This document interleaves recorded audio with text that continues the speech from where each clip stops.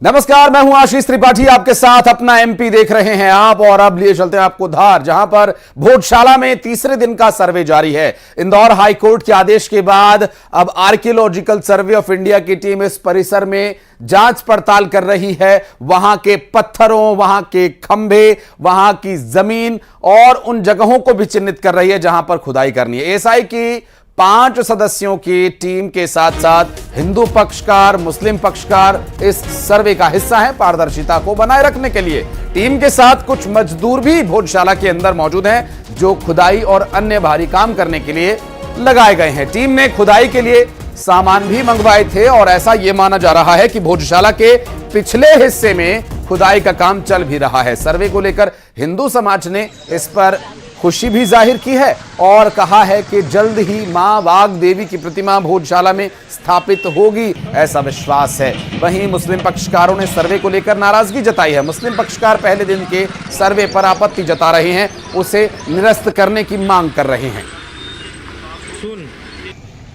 निश्चित ही अब जो जांच हो रही है, क्योंकि कई प्रमाण पहले से मौजूद थे उस परिसर में, अब जो है सर्वे के दौरान जो चीज़ें सामने आएगी तो उससे भोजशाला के जितने भी अवशेष निकलेंगे वो स्वयं सिद्ध करेंगे कि ये जो जिसको ये विवादित बताते हैं, इसको मस्जिद बताते हैं, वो हिंदू मंदिर है। वो स्वयं सिद्ध करेगी और हिंदुओं को इसका अधिकार भी। ये मौका मिला है और वो तो साक्षात गवाह दिख ही रहा है सभी को कि वहाँ शंख बना हुआ है, हवन कुंड बना हुआ है और नागिन के जोड़े बने हुए हैं, यंत्र बने हुए हैं। गौशाला में ये जो तो नमाज करते हैं, ये तो पूरा विश्वास है मुझे कि हमारे पक्ष में गौशाला का निर्णय आना चाहिए।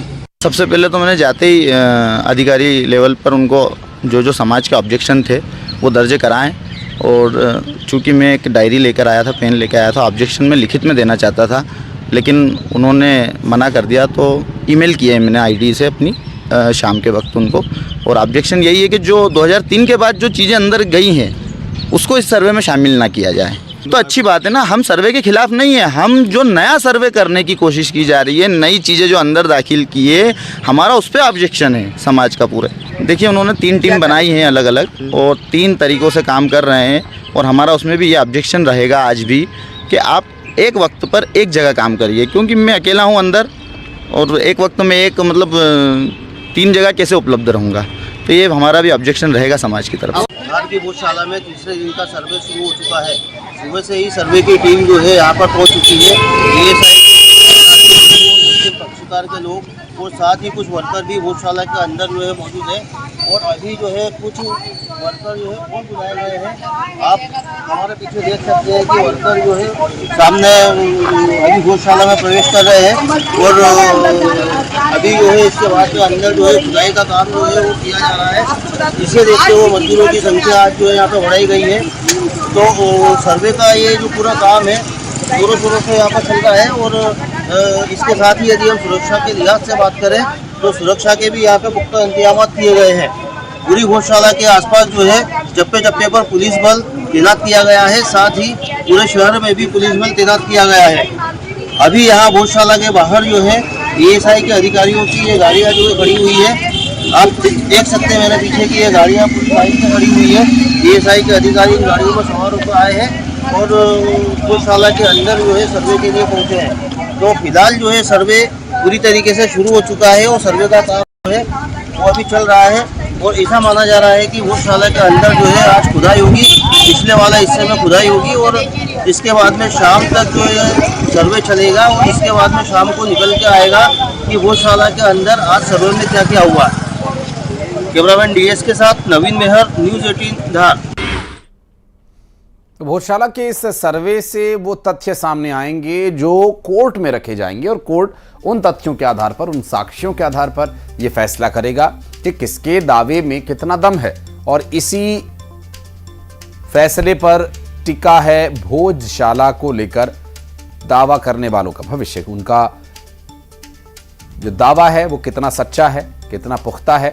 इस सर्वे का पूरा होना, उसके तथ्यों का, उसके साक्ष्यों का सामने आना इसलिए बहुत आवश्यक है। और इस पूरे सर्वे में जहां हिंदू पक्षकार इस पर खुशी जाहिर कर रहे हैं कि प्रत्यक्षम किम प्रमाणम, यानी प्रत्यक्ष को प्रमाण की क्या आवश्यकता, क्योंकि प्रत्यक्ष को प्रमाण की आवश्यकता नहीं होती है, जबकि मुस्लिम पक्षकारों का ये कहना है कि हमारी आंखों के सामने ही एक एक काम होना चाहिए। हालांकि उस काम के लिए भी जो टीम वहां पर गई है, उस टीम के काम को लेकर आप सामने मौजूद होकर भी असंतुष्टि जता रहे हैं। तो क्या इस पूरे सर्वे को विरोध के लिए ही विरोध किया जा रहा है या वाकई विरोध का कोई कारण है? बहरहाल ये सब कुछ स्पष्ट होगा आने वाले समय में। इंदौर में एक महिला की हत्या का मामला सामने आया, जहां गांधीनगर थाना क्षेत्र में महिला को उसके दोस्त ने ही चाकू मारकर मार डाला। पुलिस की माने तो दोनों आपस में नशा करते थे। बातचीत के दौरान दोनों के बीच कुछ विवाद हो गया और जावेद ने मृतक पर चाकू से हमला कर दिया, मृतका को मार डाला। इसी बीच पेट्रोलिंग करने पहुंची डायल 100 को देखकर आरोपी बाइक छोड़कर फरार हो गया। इन्वेस्टिगेशन किया, पड़ताल करी तो उसके पश्चात हमको पता चला कि ये जो आरोपी है इसमें उसके नाम का खुलासा हुआ और ऐसा पता चला हमको कि भी दोनों के बीच में प्रेम संबंध की बात चल रही थी। दोनों एक दूसरे के साथ रहते थे और दोनों नशे का भी सेवन किया करते थे। तो उसी को लेकर शायद इन दोनों के बीच में कुछ घटित हुआ है, जिसके कारण ऐसी बात हुई। और मिथिलेश हमारे सहयोगी फोन लाइन पर जुड़ गया। मिथिलेश, ये मर्डर प्लान मर्डर तो नहीं लग रहा है? देखिए, पुलिस हर एक बिंदु को जोड़ने का प्रयास कर रही है, क्योंकि जो हत्या में आरोपी लोग थे, जो आरोपी परिवार के लोग थे, ये सभी रात में थाने भी पहुंचे थे। अब हत्या की जो बातें बताई जा रही है, पुलिस को गले नहीं उतर रही कि जो विवाद था किस चीज को लेकर था। लेकिन जो इलेक्ट्रॉनिक साक्ष्य है, जो मोबाइल की फॉरेंसिक जांच भी कराई जा रही है। आसपास के कई लोगों से अलग अलग स्टेटमेंट भी लिए जा रहे हैं, क्योंकि जो महिला है चाकू मार की गई है और दोस्त बताया जा रहा था आरोपी को। लेकिन सभी चीजों को पुलिस ने हालांकि जांच में लिया है। पुलिस का कहना है कि जो बयान या जो साक्ष्य भी मिल रहे हैं सामने, उसके आधार पर पूरी जांच अभी बाकी है। कुछ भी करना अभी बड़ी जल्दबाजी होगी, क्योंकि ये जिन्होंने हत्या किया है या उनके परिवार से जुड़े हुए लोगों का ही बयान सामने आ रहा है। आसपास के लोगों से पूछताछ चल रही है। इलेक्ट्रॉनिक साक्ष्य जो है सबसे बड़े साबित होने वाला है। उसी से सच निकलेगा कि आखिर हत्या की वजह क्या रही है। बहुत सारी चीजें अलग अलग एंगल इस वक्त पुलिस की बड़ी जांच चल रही है। बहुत शुक्रिया आपका मिथिलेश इस पूरे मामले पर जानकारी देने के लिए। और उज्जैन में लहसुन के खेत की रखवाली के दौरान हुए किसान की हत्या के मामले का खुलासा हो गया। पुलिस की मान तो भटपचलाना और इस गांव में हत्या की वारदात को पड़ोसी ने ही अंजाम दिया था। दरअसल पुलिस ने बताया कि भटपचलाना गांव में हत्या की जो वारदात है वो उसके पड़ोसी ने ही अंजाम दी थी। उधारी के रुपए और जमीन का विवाद, दो कारण इसमें बताए जा रहे हैं जिसके चलते किसान की हत्या की गई।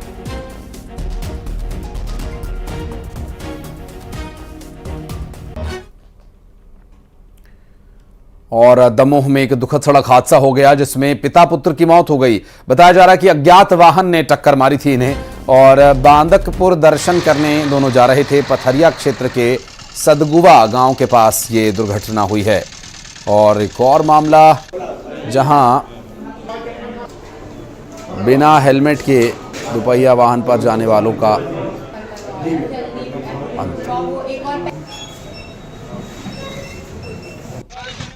ये हमारा छोटा भाई है शिवराज और छोटा उसका बच्चा भी 8 और। कहाँ से कहाँ जा रहे थे, क्या हुआ है? ये बांसा कला घर से बांदकपुर के लिए जा रहे थे, हर पूर्णिमा को जाते थे सब। क्या हो गया? ये सदगुवा गड्ढा पर एक्सीडेंट हो गया। कैसे हो गया दादा? यहाँ के लोग वाकों को बताने के अनुसार एक काले रंग की बोलेरो से टक्कर, दोनों की मौत हो गई, दोनों स्पॉट पे ही। और भिंड में मजदूरी के लिए आए दंपत्ति के बच्चे खेलते समय गायब हो गए। पौष कॉलोनी से 2 बच्चों के गायब होने के बाद हड़कंप मच गया। मामले की जानकारी परिजनों और लोगों ने पुलिस को दी तो शहर में नाकेबंदी कराई गई। इस दौरान एक ई रिक्शा चालक बच्चों को लेकर थाने पहुंचा। पुलिस ने दोनों बच्चों को सकुशल उनके माता पिता को सौंप दिया। क्या बच्चे को गए के करीब 2 बच्चे, जिनके माता पिता दोनों मजदूरी का काम करते हैं। बच्चे वहीं पे थे। अचानक से बच्चे खेलते हुए दूसरी जगह चले गए, क्योंकि बच्ची ना समझते। एक की उम्र 6 साल के लगभग थी और बच्ची की उम्र 4 साल के लगभग थी। तो वो अपना नाम पता नहीं बता पा रहे थे। पुलिस की चीता मोबाइल 2 गोल मार्केट और 3 अपनी गौरी वाली को सूचना मिली। लगातार इनकी धुनाई करते रहे, जन सहयोग भी रहा। पुलिस ने 2 घंटे के अंदर बच्चों को ढूंढ निकाला और उनके माता पिता के सकुशल सुपुर्द कर दिया। तो बच्चे भटक कर किसी दूसरी जगह चले गए थे और वहां पर रिक्शा चालक ने बच्चों को लावारिस हालत में देखा और बच्चे छोटे थे और अनजान जगह, तो पहचानते देर न लगी कि ये बच्चे भटक कर यहाँ पर पहुँचे हैं। तो रिक्शा चालक ने संभव है कि वहाँ पर उनसे बातचीत की हो और आगे जो हुआ वो निश्चित रूप से इन दोनों ही माँ बाप के लिए एक राहत, बड़ी राहत। और ये बच्चे खेलते हुए गायब हो गए थे और फिलहाल अब वो अपने माँ बाप के पास पहुँच गए हैं।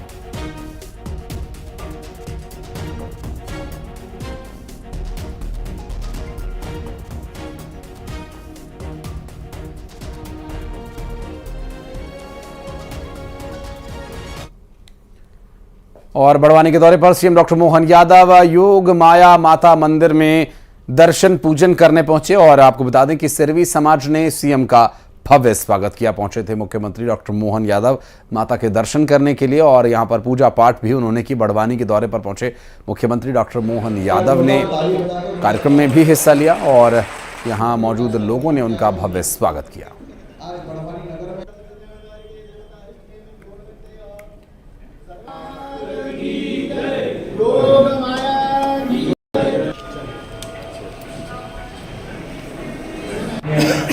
मुख्यमंत्री जी का स्वागत करते हुए जोरदार ताली बजाकर उनका स्वागत करें। मुख्यमंत्री डॉक्टर मोहन यादव जी आज बड़वानी नगर में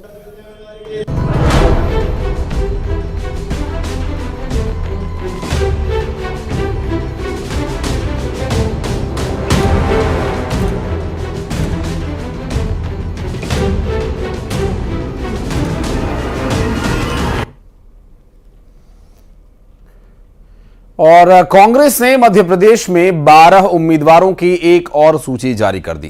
राजगढ़ सीट से पूर्व सीएम दिग्विजय सिंह को कांग्रेस पार्टी ने उम्मीदवार बनाया है, जबकि झाबुआ सीट पर कांतिलाल भूरिया को टिकट दिया गया है। इंदौर से अक्षय बाम और भोपाल से अरुण श्रीवास्तव को टिकट दिया गया है। कांग्रेस अब तक मध्य प्रदेश की 29 में से 22 सीटों पर नामों का ऐलान कर चुकी है। 28 पर ही चुनाव लड़ रही है। 6 सीटों पर पेच फंसा हुआ है। कौन कौन सी हैं? गुना, विदिशा, ग्वालियर, मुरैना, खंडवा और दमोह। दरअसल पार्टी ने अभी तक 5 विधायकों को टिकट दिया है। देखना यह होगा कि इन 6 सीटों के लिए चेहरे तलाशना क्या कांग्रेस पार्टी के लिए आगे अब सहज होगा।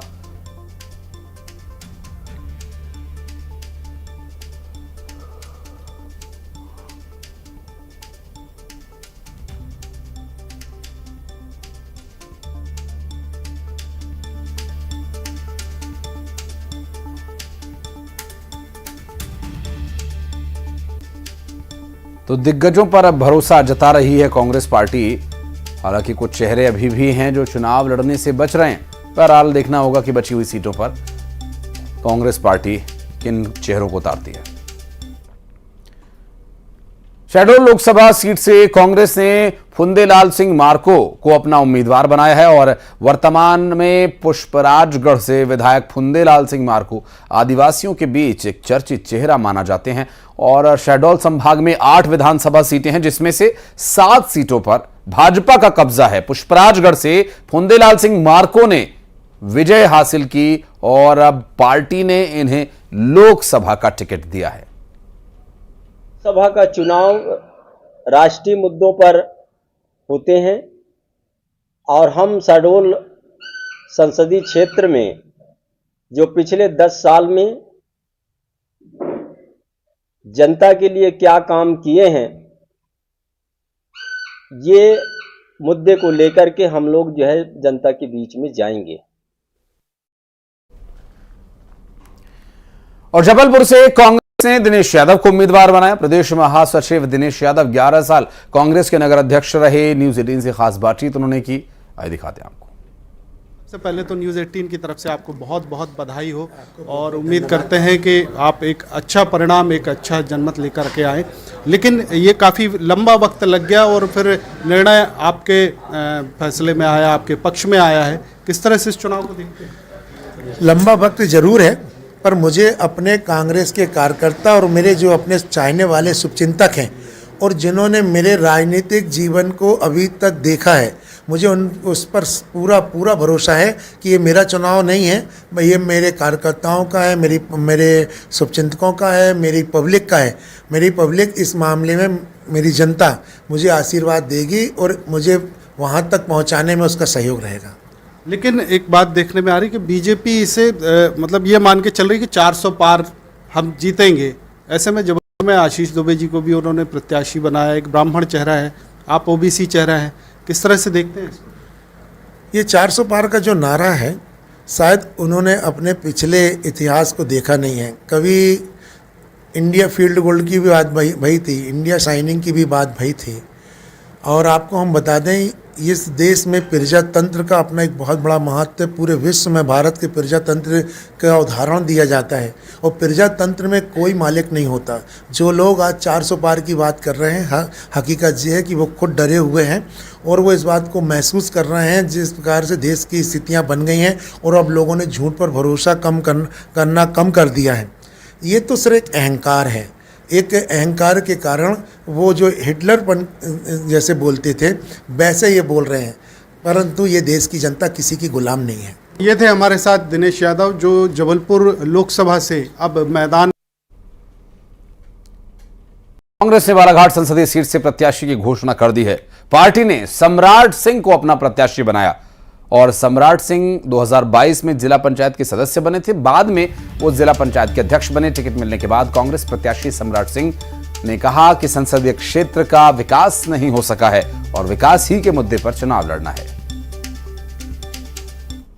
देखिए, बीजेपी और कांग्रेस की लड़ाई है, एक लोकसभा की लड़ाई है, तो इसमें पार्टी भी महत्व रखती है और उसमें जो लड़ रहा है उसका व्यवहार, विचार और किस तरीके का है वो उसमें भी डिपेंड करता है। तो ये मैं नहीं मानता कि पार्षद है या आम आदमी है। हो सकता है वो पार्षद न भी रहे या मैं जिला पंचायत न भी रहूं तो भी टिकट मिल सकती, चुनाव लड़ सकते।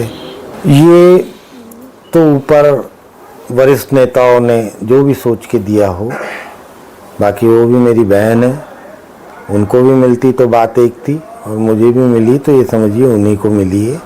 तो ऊपर से जो हमें आदेश हुआ है उस हिसाब से हम लोग आगे बढ़ेंगे।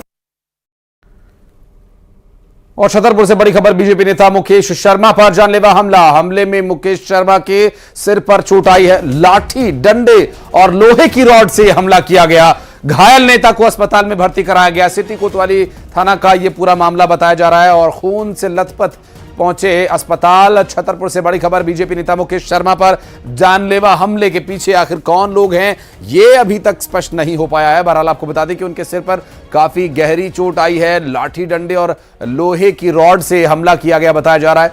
घायल नेता को फिलहाल अस्पताल में भर्ती कराया गया है।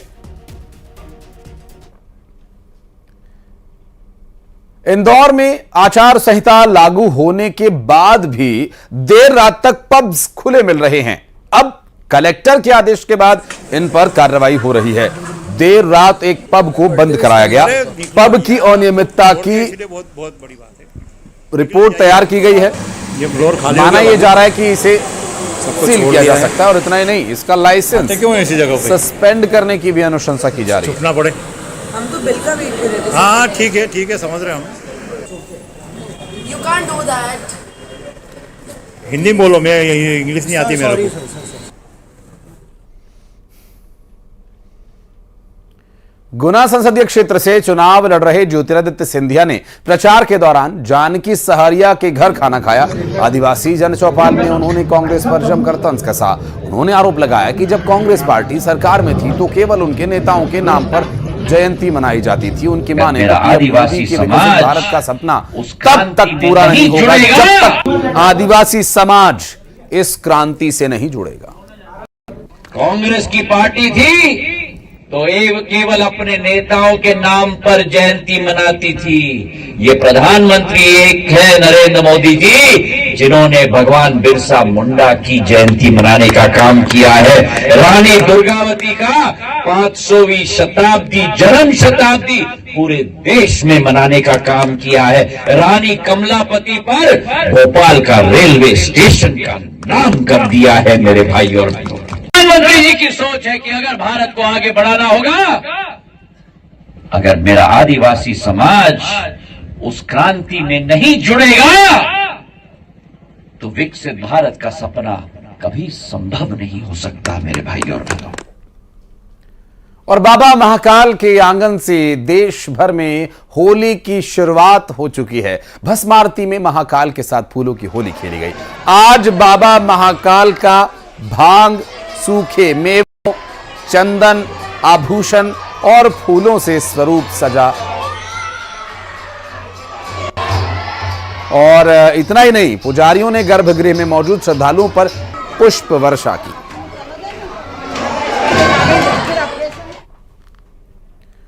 और होली के मौके पर जूनियर जॉनी लीवर इंदौर में है। न्यूज 18 से बातचीत में जूनियर जॉनी लीवर ने अपने खास अंदाज में लोगों को खूब हंसाया। कॉमेडी के बादशाह जॉनी लीवर इस वक्त हमारे साथ मौजूद हैं। देश के सबसे स्वच्छ शहर इंदौर आए हैं। शुरुआत इंदौर से करेंगे।